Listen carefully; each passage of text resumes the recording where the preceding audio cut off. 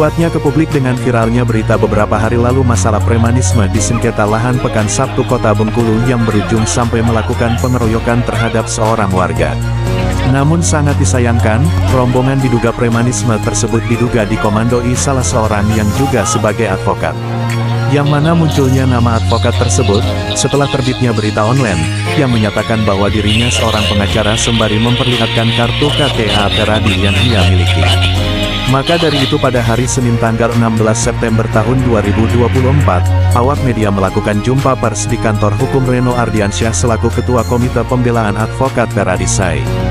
Dalam sampaiannya, Reno Ardiansyah sangat menyayangkan tindakan tidak terpuji yang dilakukan, apalagi sebagai seorang advokat.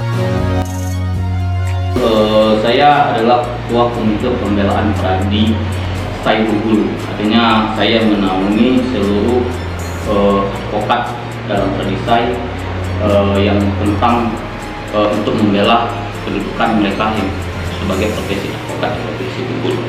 Yang menyatakan ada seseorang yang menyatakan dia adalah anggota dari advokat Peradisai.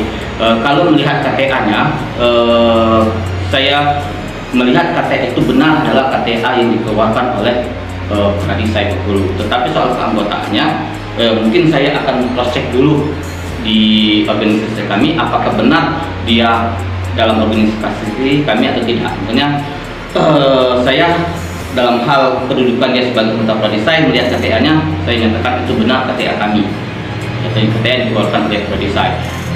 Soal premanismenya, kalau saya melihat video yang berkembang yang disampaikan juga oleh kawan-kawan media yang dikirim via kepada saya, kalau saya melihat itu bukan sebagai kedudukannya sebagai seorang lawyer atau seorang advokat, tapi mungkin berkedudukannya sebagai seorang individu. Apalagi saya juga melihat di salah satu media surat tentang surat kuasanya.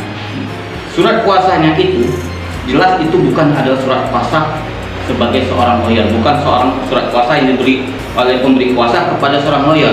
Karena di mana dalam surat kuasa itu tidak menyebutkan kedudukan hukum orang tersebut, kapasitasnya apakah sebagai lawyer atau bukan, dan dia berkantor di mana. Jadi saya mengatakan kalau melihat dari surat kuasanya itu, saya jelas menyatakan dan seluruh kawan-kawan advokat pasti setuju bahwa kuasa itu bukan kuasa untuk lawyer atau advokat, artinya kuasa itu untuk pribadi. Maka ini akan kami rapatkan secara internal partai yang mungkin atau kami sampaikan di Komite Kode Etik, atau akan kami melakukan penyelidikan melalui Komite Pembelaan Profesi, karena kami tidak ingin warna atau marwah Peradisai ini rusak, ya kan?